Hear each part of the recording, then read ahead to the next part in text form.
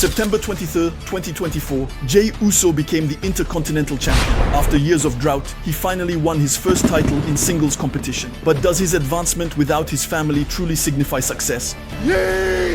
Was his character being wasted or not? What future can we imagine for him?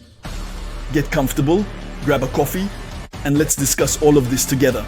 You are on the Wrestling Paradise. The recap of Main Event Jey Uso. Let's go. Let's talk about Jey Uso, for goodness sake. It's true that, whether we like it or not, Roman Reigns' cousin, since he is indeed his cousin, is one of the most important faces in WWE, let's say in 2024. That's undeniable. But is his record really satisfactory? It's true that he won the Intercontinental title at Monday Nitro on September 23, 2024. A great victory for him. That's true. We can't deny it. It is true that this is the first time he has won a title in singles competition in his entire career. For a man who has over 10 years of experience in WWE, can you even imagine that it took him so long to win his first title on his own? Knowing, of course, that he was accustomed to the tag team title and the tag team division with his twin brother, Jimmy, for a very long time. And indeed, since he has been separated from Jimmy, or due to circumstances no longer wrestling in a team, can we really consider that WWE is succeeding with Jey Uso? I really wonder about this, and I pose the question to you as well, because it is indeed a pivotal question. We remember that he is not just anyone. Jey Uso in WWE is the man who, let's not forget, was the first to pin Roman Reigns as Tribal Chief during his legendary reign at Money in the Bank 2023 on July 1st in the Bloodline Civil War. This was the first time Roman Reigns was pinned as Tribal Chief, as champion, and it was very significant. What an honor, what a privilege for Jey Uso to have that status. Anyway, we are going to provide a brief history as it is necessary to understand the evolution of Jey Uso. So, we are not going to talk about all those years when he was teaming with Jimmy, but not yet in the Bloodline. At least in kayfabe, in the larger story, we can say, of WWE. He was certainly already part of the same family as Roman Reigns, obviously, but it was not yet the Bloodline as we know it. This really happened from the moment Roman Reigns became the Tribal Chief and demanded that everyone acknowledge him.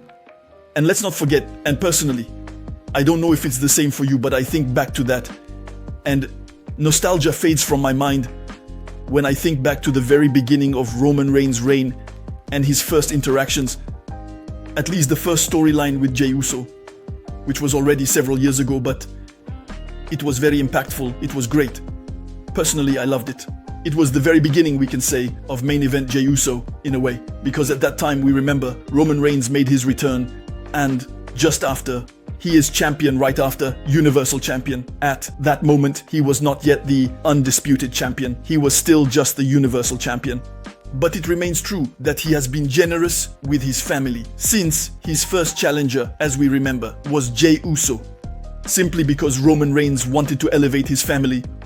As the head of the family, at least at that time, he was still a bit alone in his ivory tower. Roman considered himself the chief of the tribe, and the first one who had to recognize that was Jey. We remember that it led to a match at Clash of Champions 2020, where Roman Reigns was beating Jey, telling him to acknowledge me. And it was Jimmy Uso who came to throw in the towel. A very original finish, by the way. And then it leads to, in a match at El Inacel, which was very original as well, an El Inacel I Quit match. Basically, Jey Uso had to fall in line. No choice. At least it had to be that way. Roman Reigns had beaten him with a very original finish as well, since it was Jimmy Uso who took the guillotine, and Jey had wanted, let's say, to spare his brother, or at least save him from Roman's guillotine, to save him. In short, all of this leads to Jey Uso eventually understanding, as he said, I understand, and ultimately cancelling out his cousin to officially become the right-hand man, or rather, the enforcer of Roman Reigns.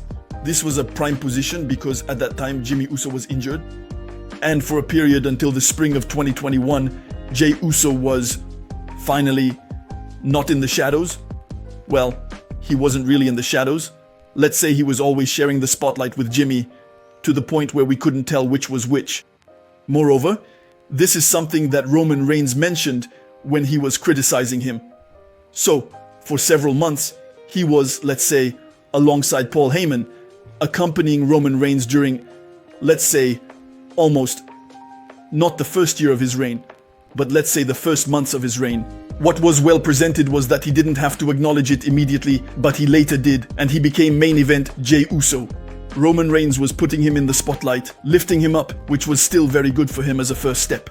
I particularly remember WrestleMania 37, Roman Reigns versus Daniel Bryan versus Edge main event, where during Roman Reigns' entrance, Jey Uso was truly, completely possessed and immersed in his role. He was amazing, he was clapping his hands, he was almost like in a parallel world. It was great. Really, Jey Uso was completely crazy that day, but it was awesome. And as mentioned, he was involved in the most important match of the year in WWE, so the outcome was very positive. At that moment, I thought Jey Uso is really in the spotlight thanks to Roman Reigns. But what happened at that time? Jimmy Uso returned back from his injury. I remember that Roman Reigns had just defeated Daniel Bryan on SmackDown when Daniel Bryan left, leaving a new spot open in the roster, and it was Jimmy Uso who took it. At that moment, a new situation arises, with Jimmy essentially trying to persuade Jey that he is being manipulated by Roman, who treats him like his slave, which introduced a new storyline in a certain way. This will ultimately lead Jey to separate from Roman, or at least no longer want to be his right-hand man. And briefly, when Jimmy returned, personally, I wasn't a big fan because Jey was going back to the tag team division with Jimmy and was now confined to that, even though he seemed to be on a good path to getting a real solo push, thanks to Roman Reigns. Anyway, I was hoping for a Roman against Jimmy match, but that's another story. And at that moment, he is now really especially active as a, let's say, partner of Jimmy. But together, it's worth noting, by the way, it was the return of the audience at that time for Money in the Bank 2021. That was the context where venues could once again be filled, and as a celebration of that, the Usos became tag team champions. It wasn't the first time they were, of course, but what is still notable is that they will win the tag team title at Money in the Bank 2021 and hold it until WrestleMania 39. Can you even imagine that it has been almost 2 years of reign? And that's not all. Along the way, in May 2022, they unified all the WWE tag team titles by defeating RK-Bro. Well, that sounds really old, RK-Bro. Very old, yes and no, since Matt Riddle, at least in the fall of 2024, has been gone from WWE for a little while now. And Orton. In the meantime, he was injured as well. It was around that time that Orton got injured and had to be absent for a long time, to the point of almost retiring. The fact is that the Usos took the tag team title from the RK-Bros to unify it and essentially be the only top team in WWE, with Roman Reigns also at the top at the same time, making the Bloodline the top of the top during that period. And this lasts, as I just said, until WrestleMania 39, but it's around that time that small sparks start to disrupt the calm and serenity of the victory, let's say, surrounding the Usos, since at WrestleMania 39, they lose to Sami Zayn and Kevin Owens. This event marks the end of their reign. And let's not forget, it was also around this time that Sami Zayn was teasing Jey Uso, telling him, at least in a way, that Sami Zayn had wanted to join the Bloodline, that he had been a part of it, but that he had also been excluded. On the other hand, Jey Uso, to summarize, was still friends with Sami Zayn and liked him, which in a way opened his eyes to how he was being treated in the Bloodline by Roman Reigns. What eventually led to, let's say, the Great Revolution for Jey Uso? And that really struck me. Personally, I don't know if it's the same for you. Regarding these truly significant matches, we will mainly mention these 3 matches. First, at Night of Champions 2023, Roman Reigns and Solo Sikoa say, well, Roman Reigns rather says, listen up, Usos. Basically, you messed up, you lost the title, you brought shame to the family. With Solo, we will succeed where you failed. We will beat Sami Zayn and Kevin Owens. So, at Night of Champions 2023, they are trying to win the tag team title, which would have been completely crazy. Can you even imagine Roman Reigns, the undisputed champion, also being a tag team champion? That would have been crazy. But that won't happen. It won't happen because at that moment, it won't be Jey, but Jimmy, who will turn against Roman Reigns and will, let's say, pull Jey along in his momentum. And at that moment, the Houseots, even if Jey was hesitant throughout this whole story, to summarize, all of this really deserves a show-by-show analysis because there were always little nuances. Does Jey today feel closer to Sami Zayn and Sami Zayn's vision? Or does he prefer to remain loyal to Roman Reigns, who tells him, yes, by my side you shine, but next to Jimmy, you're nothing, you're a loser, basically. Jey was torn. And so, all of this eventually leads to, I remember the famous ceremony where Roman Reigns celebrated 1,000 days of his reign, which was very significant, where he also had a new belt. And in any case, after a while, the big day arrives for Jey Uso. Unforgettable that day, July 1st, 2023, Bloodline Civil War, Money in the Bank, and for the first time, therefore, Roman Reigns is taken down.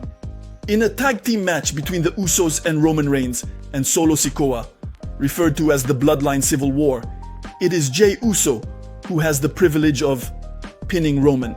And in the process, we obviously have the spotlight on Jey Uso, even though Jimmy was getting beaten up by Roman and Solo at that moment. And so it was Jey who was once again in the spotlight alone to challenge Roman Reigns at SummerSlam. Very, very, very significant.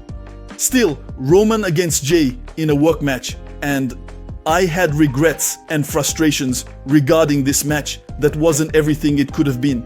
However, surprisingly, Jimmy Uso turned against Jey at SummerSlam. It came out of nowhere, you have to admit. It really came out of nowhere. And that's why he was losing to Roman Reigns. And shortly after having once again taken down Roman Reigns, or at least rebelled against his family, Jey pretended to cost WWE.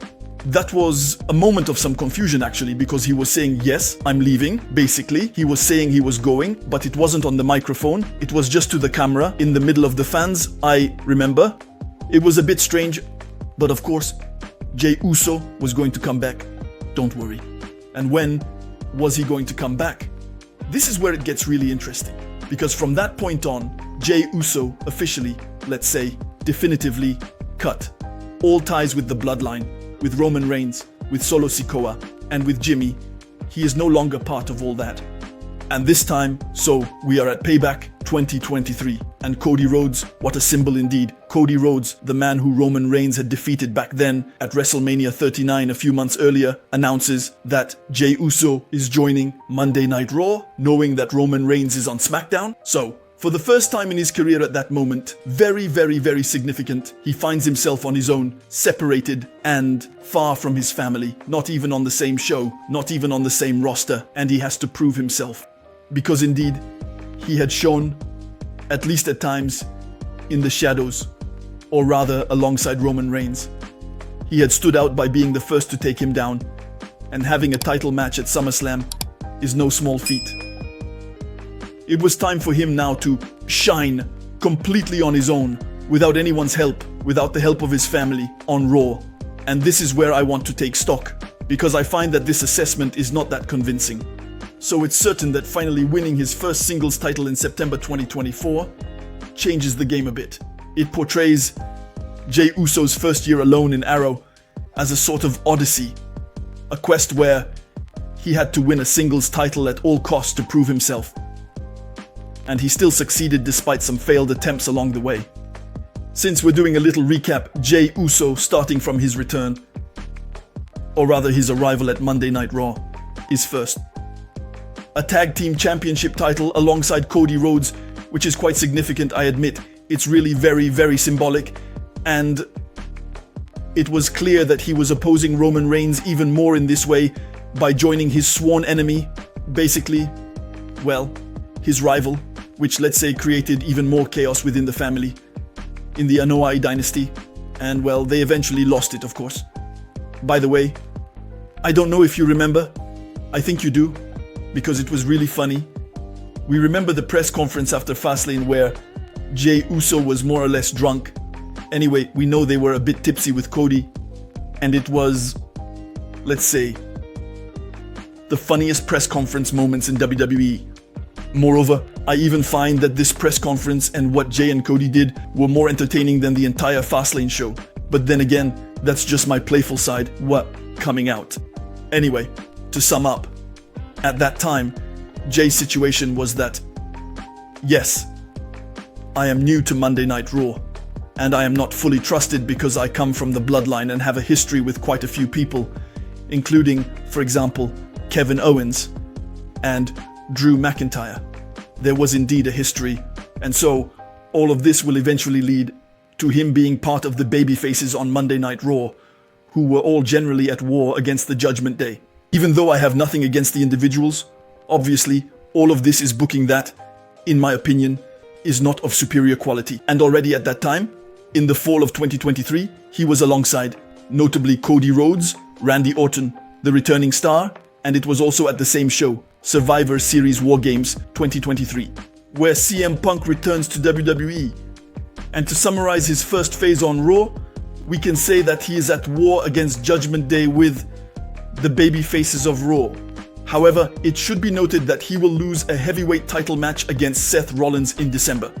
At least, he will not succeed in winning the belt, and this is not the only time this will happen, by the way. Since he lost, then hold on tight. We will first talk about what has been the common thread throughout this earlier era. But let's still highlight that he also lost to Gunther, at least that he did not succeed in becoming Intercontinental Champion against Gunther in February 2024. But deep down, and he was also participating in the Royal Rumble. What was the real problem in this whole story? It was, of course, Jimmy Uso. It was Jimmy Uso with whom he was in rivalry and with whom everything was coming together for them to have their brother versus brother match at WrestleMania. And I have to say that personally, this match disappointed me. I am disappointed by this match, even though it is a great matchup. It's an incredible matchup. Two brothers who face off after all these years, all those years as a team, all that history, all that background, finally a one-on-one match at the grand stage of Demo. And for me personally, I was left wanting more. I found it far too rushed and not nearly violent or personal or psychological enough. They could have, in fact, given a very violent stipulation. It was justified for me. Fraternal war, fratricidal war, I want to say. It was now or never. And by the way, I find it unfortunate that, let's say, it was limited to that. It's, let's say, not as good as it could have been, I think, but it's not the only thing he did at WrestleMania 40. He also intervened, in fact, against Jimmy to prevent him from causing chaos in the main event. So, Jey Uso has been a player in the most important match of the year, whether you realize it or not. That's quite significant nonetheless. And afterwards, we already have a backlash. And let's not forget that he did have an opportunity for the heavyweight title against Priest, which he was unable to, let's say, validated to win the heavyweight title, despite, I must say, a superb entrance at Backlash. Incredible, this entrance, in terms of atmosphere, in terms of the fans' reaction, which I feel has somewhat started a trend worldwide. The trend basically is to sing with Jey Uso. It's true, in a way. And with a tip song that was really great, the arm gesture, the hit, that, I must say, is a bit of a negative point for me regarding Jey Uso. So, on one hand, it's very good to have found a catchphrase and to have made it popular with the fans who, some people pick it up, repeat it, and adore it. But it's true that it can be heavy sometimes. Yeet, yeet, yeet. There's more to life than just yeet. In short, in any case, he did not succeed in becoming the heavyweight champion against Priest, nor did he manage to win the Money in the Bank briefcase a few months later, particularly against Drew McIntyre, who would win it. He won't even have a match at SummerSlam, but as if there was. The ups and downs in a very short time, he wins the Intercontinental title on September 23rd. So as you can see, it's still a bit of a dance journey, all of this. There is some good, and it ends well. There is obviously the very beginning with the hype still around him, thanks to having pinned Roman Reigns and the tag title with Cody all of that, but there is still a series of matches where he wanted to be champion, at least to win his first solo title, but he was not succeeding. But on the other hand, it added even more value and importance to his quest. It's certain that when you look at September 23rd, 2024, for example, you realize that at the moment Jey Uso finally became the intercontinental champion, he had already lost a multitude of important singles matches for titles. So, there has been a real quest, a true journey of a fighter, a genuine odyssey. And he has finally to prove that he is capable of winning a title on his own. It's true that when you see entrances, the big question in these cases, when you see Jey Uso's entrances, is whether people really like him and support him for who he is, for his character, or if they just love to make the hit. Do they just love his entrance? It's true, that's a real question. In any case, here is basically everything that has happened in his year, more or less, in singles competition on Monday Night Raw. And above all, what am I expecting now? It's true that if I had to point out the main shortcomings, in my opinion, of this first year, it's that he has been booked in a way that is sometimes very uninteresting. It's true ultimately, in this war against the Global Judgment Day at Raw, for months, he was just one among many. He didn't shine on his own. Well, yes, the idea of loyalty, fidelity, and some who do not trust him, who had to earn trust, and that he hesitated a bit to join at first, ultimately finds himself in the fall of 2024 in a situation where he is almost fluttering around Rhea Ripley, which is, by the way, a couple I really do not want to see. Honestly, I really don't understand the point, aside from creating a huge style opposition. And yeah, pleasing some fans, of course. But in any case, aside from being one among many in the war against Judgment Day, it is still a rivalry that is overall very predictable. We suspected that sometimes Jimmy would intervene to sabotage Jey and set up their match at WrestleMania. Obviously, all of this was still quite predictable. And ultimately, the match itself is the rivalry itself. Do we remember it? With an everlasting memory filled with a multitude of striking moments, shall we say a psychology, a depth that lives up to what it was on paper? Not really. For me, it was here and gone. Jey against Jimmy Uso. I was hyped for this. I really wanted to see it. And in the end, it's a disappointment. I find it to be a disappointment. And finally, the gaps therefore soldiers among others against the Judgment Day. But very mundane, in the end, disappointing rivalry against Jimmy. Multiple attempts to win his first title, while fluttering here and there with Rhea Ripley? Well, there's not much more actually. That's more or less it. And it's very, very meager in reality. What we can still point out is that, yes, in terms of identity and characters, there was Yeet, who, let's say, during his entire first year on Monday Night Raw, became quite popular. The Yeet. Yeet. No Yeet. His entrance, obviously, so his Tim song. And I have to say that I still find he is good on the mic in general. When he is serious and not too much of a clown, he is good. So, I sometimes regret. They have gone a bit too far with everything that is very colorful, very exotic, and very eccentric in terms of their outfits. On the other hand, it's a way to further distinguish himself from the Bloodline, which, with Roman as its figurehead, has primarily been associated with black and red for many years.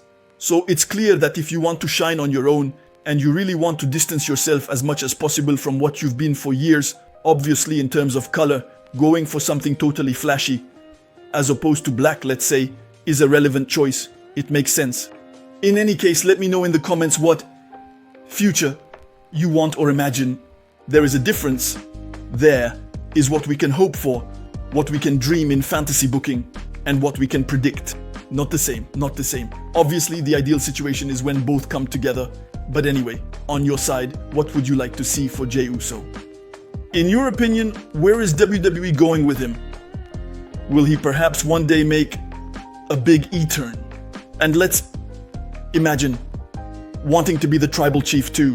Who knows? Can you imagine him as a future world champion? In any case, one of the major titles Why not against Cody Rhodes one day? A Cody Rhodes versus Jey Uso match. There would be quite a story there. Let me know what you think. In any case, I look forward to seeing you in the comments to discuss it together.